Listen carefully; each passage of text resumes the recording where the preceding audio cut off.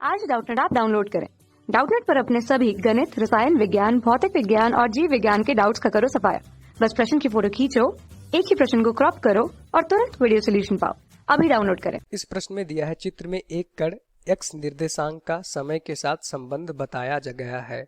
vx तथा ax के चिन्ह t बराबर t1, t बराबर t2 तथा t बराबर t3 पर क्या होंगे।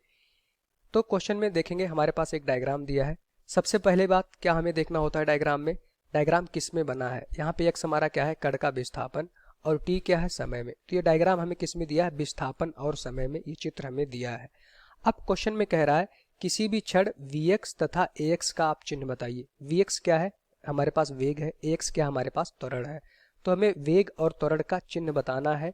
क्या देख के, इस विस्थापन समय ग्राफ को देख के बताना है। कब t बराबर t1, तो ये हमारे ये क्या है, t बराबर t1 समय ये है, t बराबर t2 समय हमारा ये है, और t बराबर t3 समय ये है। तो t बराबर t1 पे अगर यहाँ पे एक लाइन खींचेंगे तो इस पॉइंट पे हमें क्या बताना है, वेग और त्वरण की दिशा बतानी है। फिर t बराबर t2 पे एक लाइन खींचेंगे तो ये लाइन हमें मिलेगी। इस पॉइंट पे हमें वेग और त्वरण की दिशा बतानी है। t बराबर t3 पे देखेंगे ग्राफ हमें ये पॉइंट मिलेगा, तो इस पॉइंट पे हमें वेग और त्वरण की दिशा बतानी है। ठीक, इतनी चीजें इस ग्राफ से हमें क्लियर हो गया। अब थोड़ा सा हम ग्राफ के बारे में समझते हैं। अगर इस तरह से हमारे पास एक हम रफ डायग्राम बनाते हैं, एक यहाँ पे हमारे पास क्या है, ये विस्थापन है और एक समय ग्राफ दिया है। ठीक, और ये ग्राफ हमारा इस तरह से है, एक सरल रेखा मान लेते हैं और जो समय अक्ष से थीटा कोण पे बना रहा है। तो कोई पूछे किसी भी क्षण मान लेते हैं आप t बराबर, ये हमारा t1 समय है, इस पे आप कण का वेग बताइए। तो क्या करेंगे, t बराबर t1 पे यहाँ से एक सीधी रेखा खींचेंगे और देखेंगे ग्राफ को कहाँ कट करेगा, इस बिंदु पे कट करेगा। तो इस बिंदु पे आप देखेंगे हमारे पास कण का विस्थापन कितना हुआ। ठीक, तो इसका मतलब क्या हुआ, अगर विस्थापन और समय ग्राफ दिया है तो आप क्या करते हैं, किसी भी क्षण अगर आपको वेग चाहिए होता है तो उस क्षण हम क्या करते हैं, ग्राफ का ढाल निकालते हैं। ठीक, तो यहाँ से देखेंगे tan थीटा बराबर क्या हो जाएगा हमारे पास, अगर वेग बराबर देखें तो हमारे पास क्या होता है, विस्थापन में परिवर्तन बटे समय।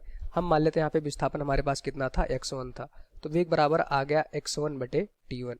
ठीक, पहले विस्थापन कितना था, 0 था, 0 से विस्थापन कितना परिवर्तित हो गया, x1 में, कितने समय में, 0 से t1 समय में। तो ये हमारा आ गया वेग का मान। ठीक, जो हमारा वेग का सूत्र होता है, विस्थापन में परिवर्तन बटे समय में परिवर्तन। तो यहाँ से देखेंगे विस्थापन में कितना परिवर्तन हुआ था, यहाँ से यहाँ तक में विस्थापन में परिवर्तन x1 था, और 0 से समय में कितना परिवर्तन हुआ था, t1 का। तो ये हमारा वेग आ गया। ये इसको अगर देखें तो यहाँ से अगर देखिए, ये वेग बराबर आ जाएगा हमारे पास tan थीटा। ठीक, tan थीटा बराबर क्या हो जाएगा, x1 बटे t1, और ये tan थीटा किसके बराबर हो जाएगा, x1 बटे t1 हमारा वेग के बराबर है। tan थीटा क्या होता है, ढाल। तो यहाँ से मोटा मोटा अगर आप समझे, किसी भी अगर आपको विस्थापन समय ग्राफ दिया है, किसी भी क्षण अगर उस ग्राफ का आप ढाल निकाल देंगे तो आपको क्या मिल जाएगा, वेग, क्योंकि ढाल किसके बराबर था, वेग के बराबर होता है। ठीक, तो ये छोटी सी बात याद रखेंगे जब हमें विस्थापन और समय ग्राफ, सबसे इंपॉर्टेंट बात है, पहले आप देखेंगे सब ग्राफ किस में बना है, विस्थापन और समय ग्राफ दिया है। किसी भी क्षण अगर आपसे पूछा जाए वेग बताइए, तो वेग क्या होगा, उस क्षण आप उस ग्राफ का ढाल निकाल देंगे। तो यहाँ से देखेंगे हमारे पास अगर x और t ग्राफ दिया है, अगर इसका आप ढाल निकालेंगे तो आपको क्या मिलेगा, उस क्षण कण का वेग आपको मिल जाएगा। दूसरी चीज, क्योंकि हमें वेग के बारे में बताना था, अब हम देखेंगे त्वरण क्या होता है। अभी हमने देखा वेग होता है, त्वरण बराबर अगर इसका सूत्र देखें तो त्वरण बराबर क्या होता है हमारे पास, वेग में परिवर्तन dv बटे dt। ठीक, अब यहाँ से देखेंगे v बराबर क्या होता है, dx बटे dt। यहाँ से देखेंगे वेग बराबर वेग विस्थापन में परिवर्तन बटे समय में परिवर्तन, v बराबर dx अपॉन dt, और dx कितना था, यहाँ पे x1 था, dt कितना था हमारा t1 था। तो v की जगह पे आप रख दीजिए dx अपॉन dt। तो यहाँ से देखेंगे त्वरण बराबर, त्वरण को a से प्रदर्शित करते हैं d अपॉन dt इंटू, ये हमारा आ जाएगा, वेग की जगह पे रख देंगे dx अपॉन dt। मतलब dx अपॉन dt क्या था, कण का ढाल था, dx अपॉन dt किसी भी क्षण ढाल था xt ग्राफ का, ये हमारा ढाल था। ढाल में परिवर्तन आपको क्या मिलेगा, त्वरण मिलेगा। तो यहाँ से त्वरण बराबर क्या होता है, a बराबर होता है हमारे पास ढाल में परिवर्तन जो होगा वो हमें त्वरण देगा।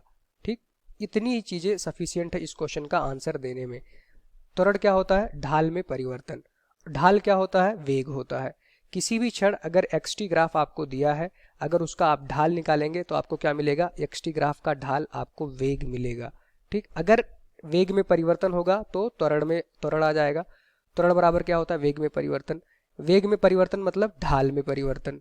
ठीक, ये क्या है, ढाल में परिवर्तन हमारा त्वरण देगा। अब आइए इस क्वेश्चन को हम देखते हैं।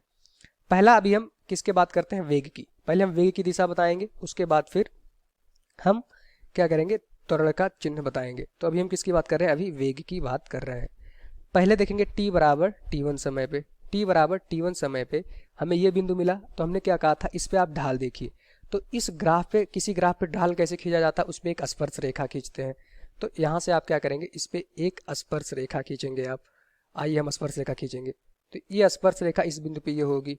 ठीक, अब यहाँ से देखेंगे समय अच्छे से, ये कोण मान लेते हैं θ1 बना रहा था, तो इसका ढाल क्या है, अभी हम देखेंगे ढाल हमारा है धनात्मक, क्योंकि जो θ1 है लेस देन 90 डिग्री।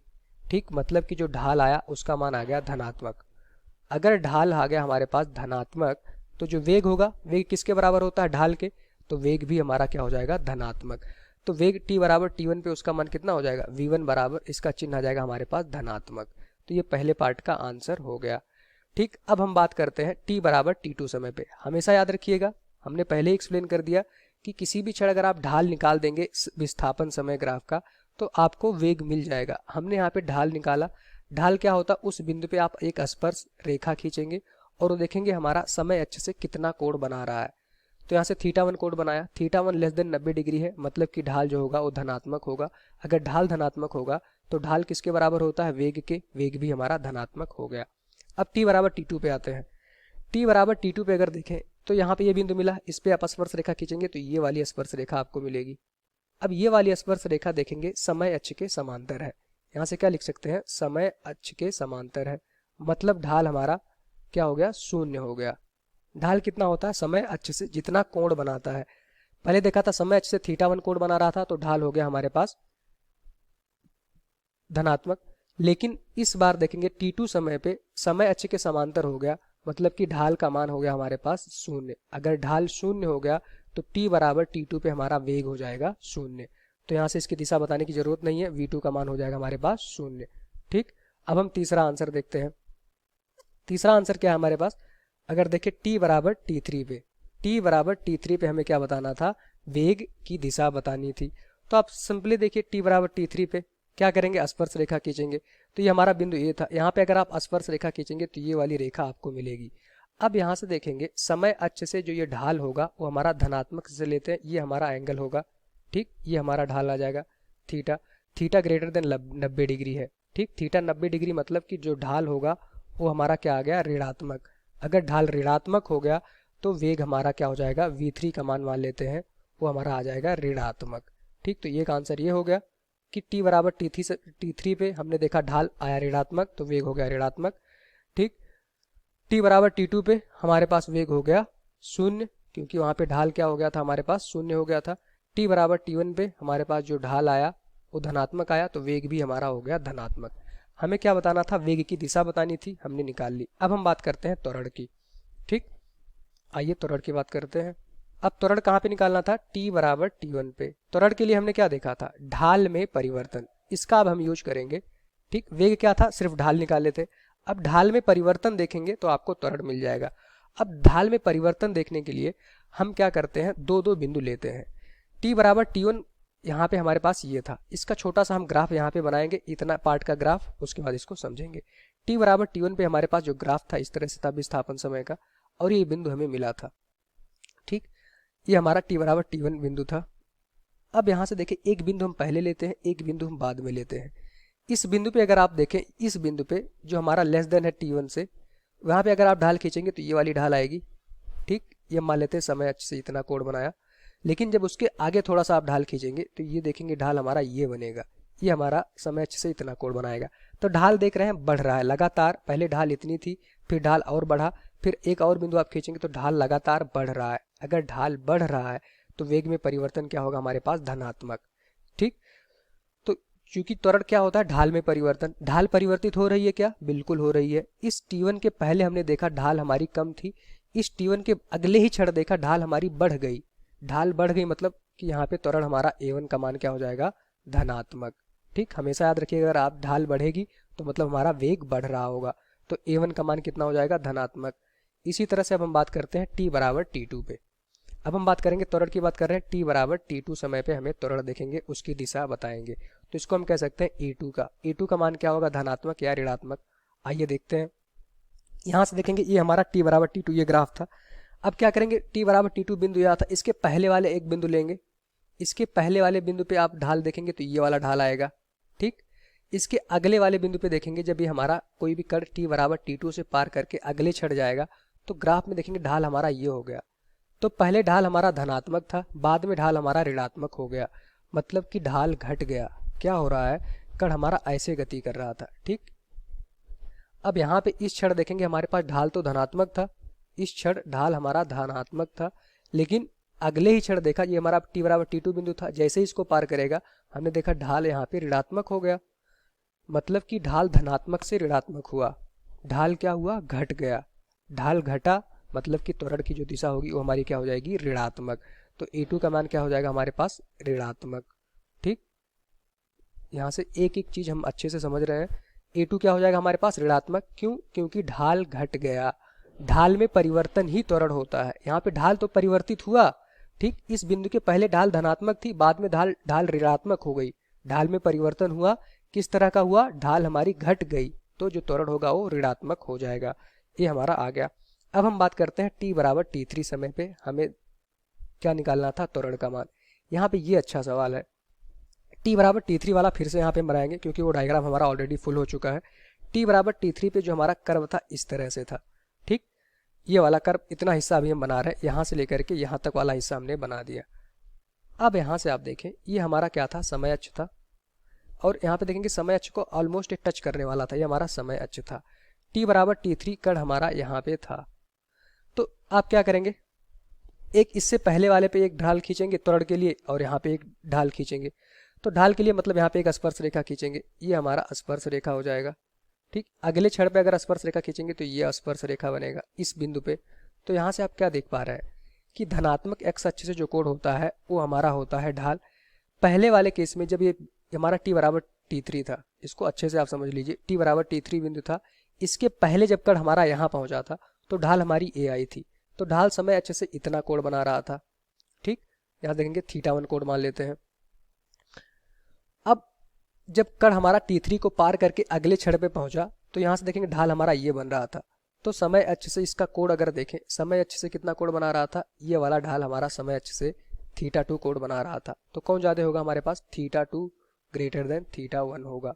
तो यहाँ से हम क्या देख पा रहे होंगे, ढाल बढ़ गई, क्योंकि ये हमारा जब 90 डिग्री से ज़्यादा हो जाता है तो जैसे जैसे कोण बढ़ेगा ढाल हमारी बढ़ गई, ठीक। तो यहाँ से देखेंगे ढाल हमारी बढ़ गई, ढाल बढ़ रही है, तो त्वरण क्या हो जाएगा हमारे पास, धनात्मक, क्योंकि θ2 ग्रेटर देन θ1 है। ढाल क्या होता है, जब कोण हमारा 90 डिग्री से ज़्यादा होता है। तो यहाँ से ढाल समय अक्ष से ढाल का कोण देखते हैं, पहले θ1 था जब कण हमारा t3 से पहले वाले समय पे था। जैसे ही कण t3 को पार किया तो ढाल हमारी ये आ गई, और ढाल हो गया θ2 हम मान लेते हैं। तो θ2 ग्रेटर देन θ1 था, तो यहाँ से क्या होगा, ढाल होता है tan थीटा, अगर थीटा बढ़ेगा तो ढाल भी तो बढ़ेगी, ठीक। तो ढाल हमारी बढ़ गई, अगर ढाल बढ़ गई तो यहाँ से a3 का मान क्या हो जाएगा हमारे पास, धनात्मक। हमेशा याद रखिएगा, यहाँ पे थोड़ा सा ट्रिकी हो सकता है, क्योंकि जब कोण हमारा 90 डिग्री के बाद हो जाता है, मतलब कि यहाँ पे इतना तो 90 डिग्री था, इससे ज़्यादा जब झुकता जाएगा तो जैसे जैसे हमारा कोण बढ़ेगा हमारी ढाल क्या हो जाएगी, बढ़ती चली जाएगी, ठीक। तो a3 का मान कितना हो जाएगा, धनात्मक। जैसे कण हमारा इस ग्राफ पे गति करेगा, किसी क्षण t3 पे जो उसका त्वरण होगा वो धनात्मक होगा। ये हमारा इस क्वेश्चन का आंसर हो जाएगा। तो यहाँ से हमने इस क्वेश्चन को बहुत ही बेहतर ढंग से अलग अलग तोड़ के त्वरण समझा। त्वरण क्या होता है, ढाल में परिवर्तन। किसी भी क्षण हमने देखा ढाल में परिवर्तन हो रहा था, यहाँ पे इतना ढाल था, बाद में कण का ढाल परिवर्तित होकर इतना हो गया, ठीक। तो ढाल में परिवर्तन हुआ मतलब कि, और परिवर्तन किस तरह का हुआ, ढाल बढ़ रहा था, ढाल बढ़ रहा था मतलब धनात्मक होगा। तो इस तरह से हमने इसको समझा, और यही हमारा इस क्वेश्चन का आंसर हो जाएगा। Thank you.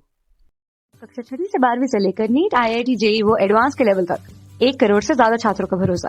आज ही डाउनलोड करें डाउटनेट ऐप या व्हाट्सएप करें अपने सारे डाउट्स 8400 400 400 पर।